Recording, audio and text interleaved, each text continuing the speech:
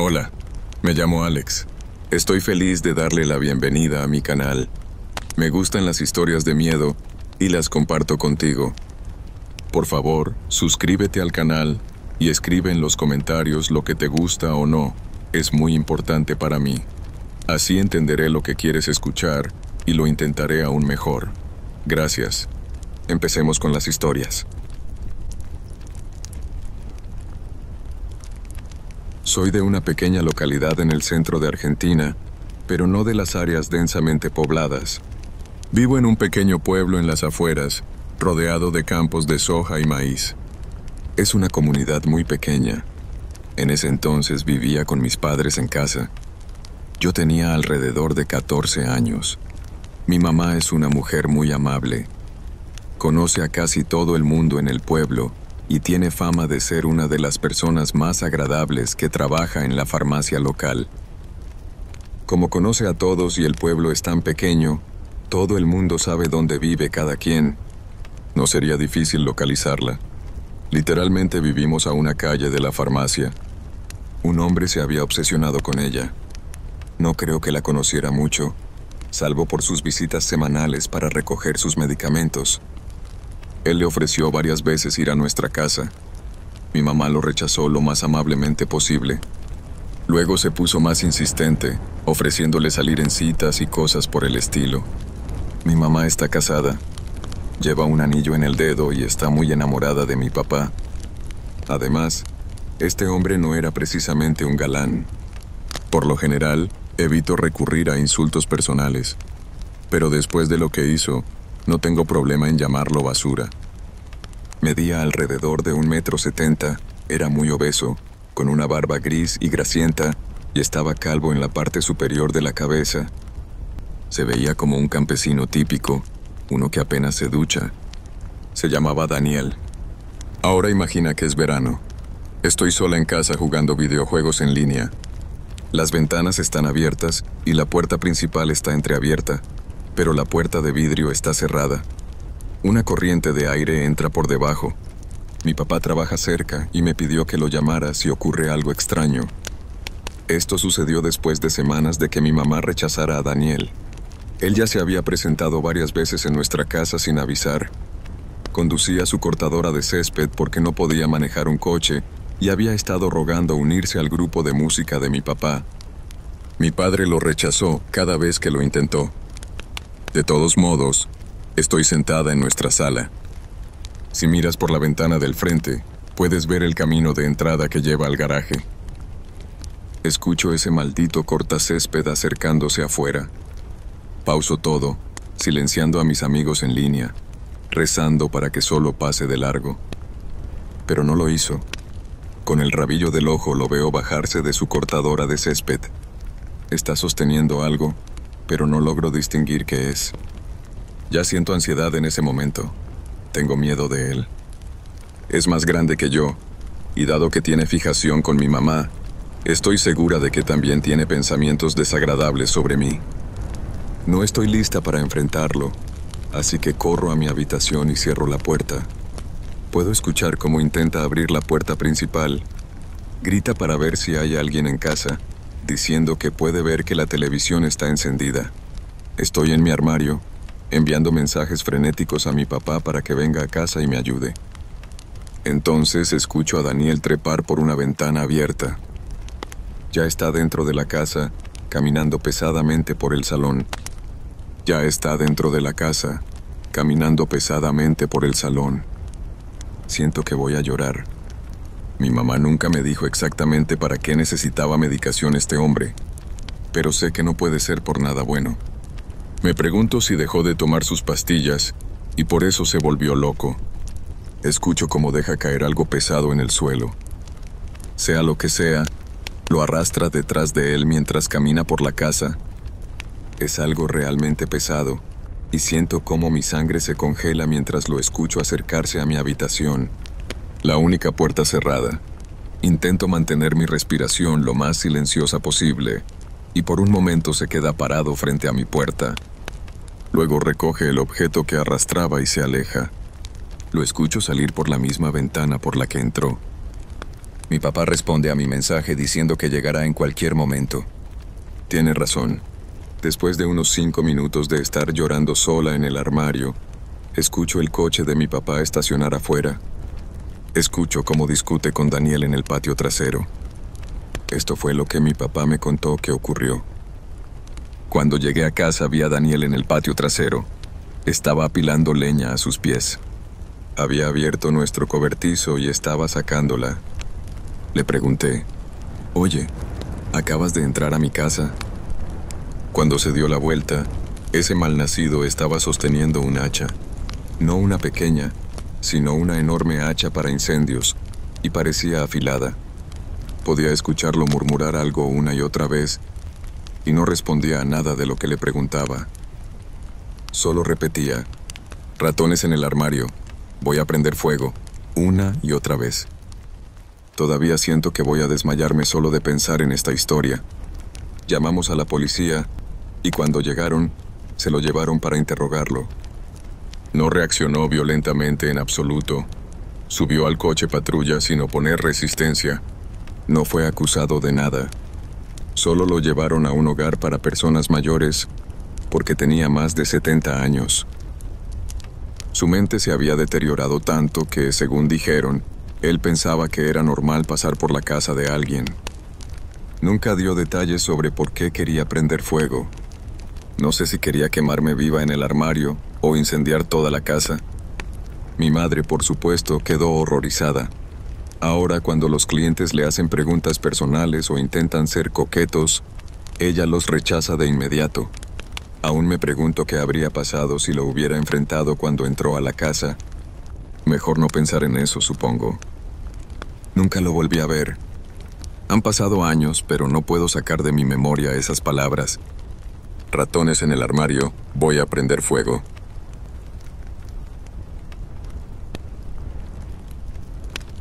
Soy un investigador privado en un pequeño pueblo en el centro de Argentina.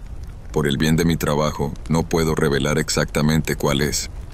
De hecho, probablemente ni siquiera debería estar compartiendo esta historia. Pero aquí estamos.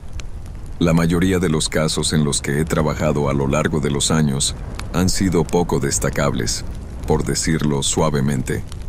Me especializo en casos de infidelidad y paso la mayor parte de mi día espiando a esposos y esposas infieles, para luego informar a mi cliente si su pareja es inocente o culpable de jugar a dos bandas, por así decirlo. Sin embargo, hace algunos años trabajé en un caso inusual, uno que terminó siendo mucho más oscuro de lo que esperaba. Todo comenzó cuando un esposo y una esposa entraron en mi oficina. Ni siquiera habían reservado una cita. No les hacía falta. Con solo mirarlos, supe de inmediato quiénes eran. Los Rodríguez. De lejos, las personas más ricas de nuestra zona. Tenían la casa más grande, el coche más lujoso. Todos sabían que eran la gran cosa. Les pedí que tomaran asiento y me contaran cómo podía ayudarlos. Señor, me explicaron, se trata de nuestra hija Sofía. Se ha fugado con su nuevo novio y no tenemos idea de dónde está. Solo se conocen desde hace un par de semanas. Se fueron hace 2 días. Mire, nos dejó una nota. El padre me entregó un papel arrugado. Decía lo siguiente: queridos mamá y papá, he decidido fugarme con mi novio Andrés. Ha conquistado mi corazón y quiero empezar una nueva vida con él al otro lado de la frontera. No sé cuándo volveré, si es que regreso alguna vez. No lloren por mí, porque él me hace más feliz de lo que cualquiera merece ser. Para siempre suya, Sofía Rodríguez. Me dijeron que esto era completamente fuera de carácter para ella. Por no mencionar que la letra no se parecía a la suya en absoluto, y las palabras no sonaban como algo que ella diría. Todo era demasiado formal. Intentaron llamar a Sofía, pero nunca respondió. La familia acudió de inmediato a la policía, rogándoles que ayudaran a encontrar a su hija. Las autoridades fueron extrañamente inútiles. Dijeron que no había razón para sospechar y que la chica simplemente se había ido por su propia voluntad. Incluso ofrecieron dinero a los policías, viendo lo ricos que eran, pero aún así se negaron a investigar el caso. Y por eso vinieron a mí. Yo era la única persona dispuesta a ayudarlos a buscarla. Les pregunté si había algo que pudieran darme para empezar. Me entregaron varias fotos de Sofía y de su nuevo novio, Andrés, un joven muy apuesto de unos 29 años. Al parecer, habían tenido que tomar las fotos en secreto. Andrés odiaba que le tomaran fotografías. «Señor, eso no es todo», me dijeron. «Esta mañana recibimos una carta anónima en el correo. No tenemos idea de quién la envió. Aquí está». Abrí la carta, que estaba doblada con precisión, y la leí. A la familia Rodríguez. Su hija Sofía está en grave peligro. Andrés no es quien dice ser. La policía no los ayudará. Puede que ya sea demasiado tarde. Vayan con este hombre en busca de ayuda. Es su mejor opción. Firmado, un amigo.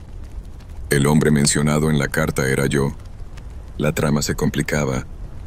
Acepté ayudar a la familia y les dije que haría de este caso mi prioridad. Me dijeron que hiciera lo que fuera necesario, que el dinero no era un problema.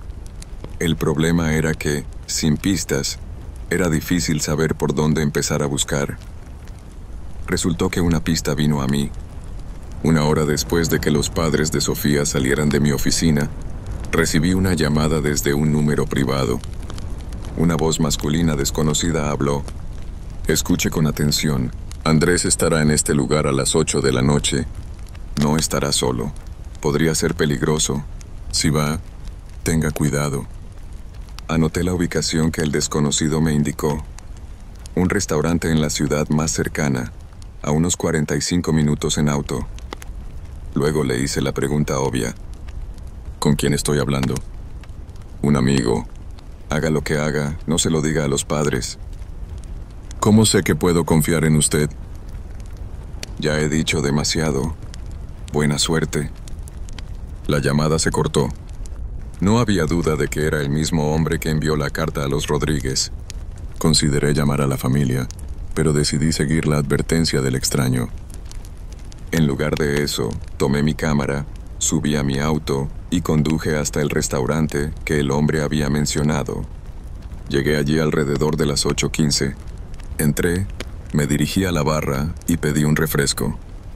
Examiné el lugar disimuladamente. Allí, en una mesa en la esquina, estaba Andrés, el supuesto novio. Tanto para huir y fugarse a otro país. Estaba sentado con una chica. No era Sofía. ¿Qué demonios estaba tramando este tipo? Levanté la cámara y tomé varias fotos de los hombres y de las matrículas de sus vehículos. El motor del furgón negro rugió y comenzó a dirigirse hacia la puerta, justo donde yo estaba escondido. Cristo, si los faros me iluminan, estoy perdido. Me di la vuelta y corrí hacia mi coche por el camino de la izquierda, con el sonido del furgón acercándose cada vez más. Logré llegar a mi coche y me metí dentro. El furgón salió del complejo. «Por favor, gira a la derecha. Por favor, gira a la derecha». Maldita sea, giró a la izquierda. Cuando pasó junto a mí, el conductor giró la cabeza. No había duda de que me vio acurrucado en el asiento. El furgón continuó un poco más por la carretera antes de que las luces de freno se encendieran. En ese momento, el coche de Andrés apareció justo al lado mío. Esto era el final. Andrés me miró directamente a los ojos y esbozó la sonrisa más siniestra que he visto en mi vida. Levantó la mano con los dedos en forma de pistola, fingió dispararme, me guiñó un ojo y se fue tras el furgón negro. Yo conduje en la dirección opuesta. Por supuesto, entregué toda la información y las pruebas que reunía la policía. Ellos no prestaron absolutamente ninguna atención y supe de inmediato por qué.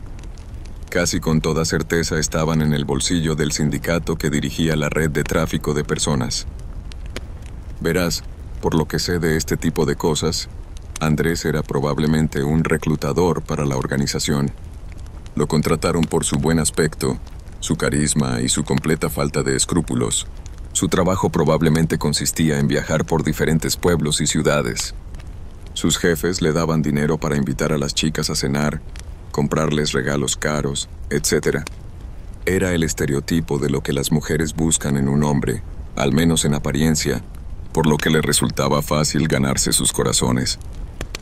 Una vez que su presa estaba completamente enamorada de él, las llevaba hacia su destino fatal, como una trampa mortal humana. Las conducía al lugar donde la organización había establecido su base temporal de operaciones. Tan pronto como las chicas se subían al coche con él, ya era demasiado tarde para ellas. Las obligaban a subirse a camiones, las llevaban a un lugar secreto y luego las subastaban al mejor postor. Sus amigos y familias probablemente nunca volverían a verlas. Andrés era solo un pequeño engranaje en la máquina. Desafortunadamente, la captura y venta de otros seres humanos es el crimen más rentable que existe. Así que, incluso si la policía estuviera tras Andrés, no cambiaría mucho. El mundo sigue girando, y mientras lo haga, siempre habrá maldad en él. Nunca llegué a descubrir quién era el supuesto amigo que envió la carta a los Rodríguez y me llamó con la pista. Supongo que era algún policía local que sabía lo que estaba pasando. Sabía que no podía intervenir, pero sintió la necesidad de ayudar con el caso de alguna manera. Tenía razón. De todos modos, ya era demasiado tarde para Sofía. Lamentablemente, la corrupción era demasiado profunda. Al final, nunca pedí a los padres de Sofía ningún dinero. Decidí decirles que Sofía realmente se había escapado con Andrés. Quería ahorrarles el dolor de corazón, evitar que supieran que su hija sufrió el peor destino imaginable. Aún me pregunto si hice lo correcto al mentirles o no. Ese pensamiento me sigue quitando el sueño algunas noches.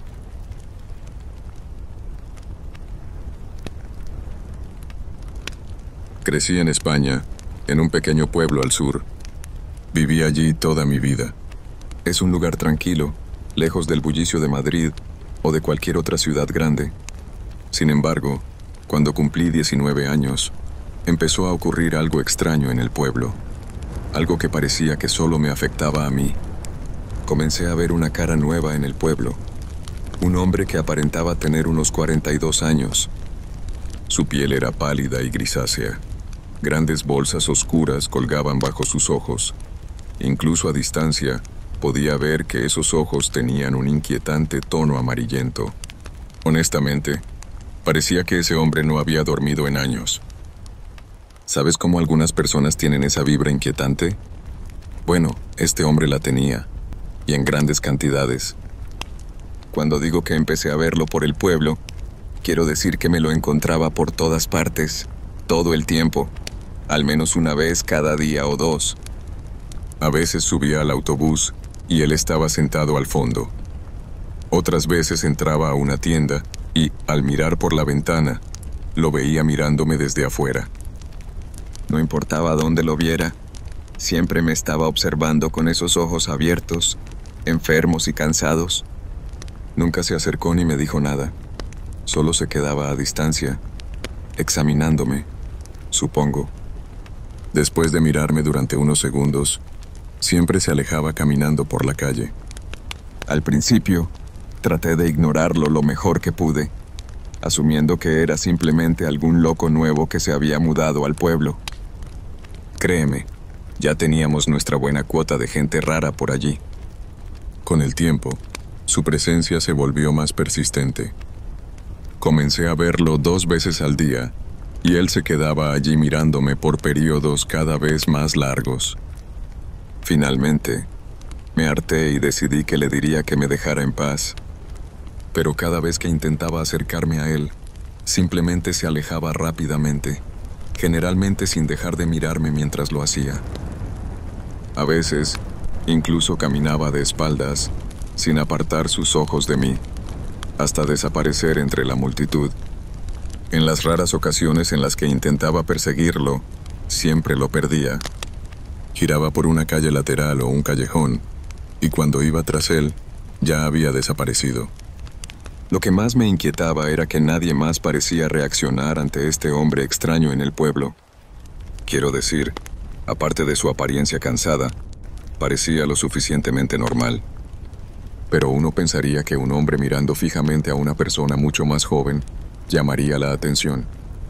Nunca lo hacía.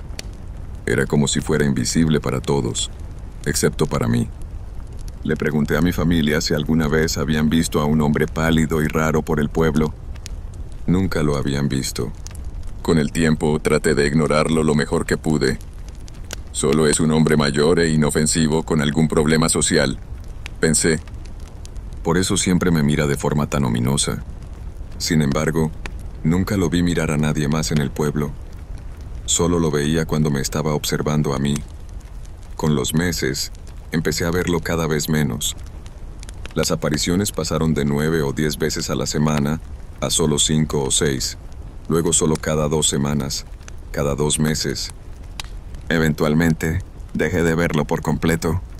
Supuse que se había aburrido de su pequeño juego, o lo que sea que estuviera haciendo. Después de no verlo por un tiempo, lo olvidé por completo. Pasaron unos años. Tenía unos 23 años y no había encontrado al hombre en mucho, mucho tiempo. Una noche, después de salir a beber con mis amigos en un pub local, me encontré caminando solo a casa. Era alrededor de la medianoche, tal vez un poco antes o un poco después, cuando, de repente, el cielo se abrió y empezó a llover intensamente. Corrí hacia una parada de autobús cercana, buscando refugio de la lluvia. Estaba en una zona aislada de mi pequeño pueblo, justo en el límite. Todo estaba en silencio, excepto por el golpeteo de las gotas de lluvia en el suelo y el zumbido tenue de las luces de la calle, de un naranja eléctrico que iluminaban mi camino a casa. Me senté allí en la parada del autobús, esperando que la lluvia amainara, cuando, desde el camino que llevaba a mi casa, escuché un único par de pasos golpeando el pavimento, salpicando el agua que se había acumulado en el suelo. Quienquiera que se acercaba estaba tarareando una canción lenta y tranquila. No reconocí la melodía. Solo otra persona volviendo a casa después de una noche fuera. Pensé, probablemente borracho. Espera, no hay bares ni pubs en esa dirección. La figura empapada se detuvo bajo la luz naranja cerca de mi parada de autobús, y finalmente pude distinguir su rostro. Era el hombre que había visto años atrás, las mismas bolsas oscuras bajo sus ojos. Se movió bajo el refugio conmigo. Se detuvo justo frente a mí y se giró para mirarme. Sentí una extraña sensación de calma que nunca antes había experimentado cuando lo escuché hablar por primera vez. Lamento lo de antes. Cometí un error. ¿Un error?, pregunté intrigado. El momento no era el adecuado. Me quedé allí escuchando atentamente. Esto nunca había pasado antes, así que pensé en sacarte del pueblo por mi propio ego. Pero eso no hubiera estado bien. Se detuvo por un momento y continuó. Solo quería decirte que estaré esperando. ¿Esperando qué?, le pregunté. La próxima vez nos encontraremos en circunstancias diferentes. Tú serás mayor. Yo seré más joven. ¿No estaré preparado? Él sonrió levemente. Está bien, no me verás venir de todos modos. Con eso, su expresión se suavizó por primera vez. Hundió las manos en los bolsillos, salió del refugio, volvió a la lluvia torrencial y siguió caminando por la calle en la dirección opuesta a la que había llegado. Siguió caminando hasta que desapareció de mi vista. La lluvia cesó 2 minutos después. Entonces, la extrañeza del encuentro finalmente me golpeó. No sé por qué no lo había hecho antes. Corrí a casa y cerré todas las puertas con doble cerrojo. Desde esa noche, no he vuelto a ver al hombre en mi pueblo. Aún vivo aquí, aunque he estado pensando en mudarme desde hace tiempo. El lugar tiene una atmósfera extraña desde aquella noche. No tengo idea de si ese hombre era solo algún lunático que disfrutaba jugando juegos enfermizos con la gente, o si era algo aún más siniestro. Hasta el día de hoy, todavía lo espero.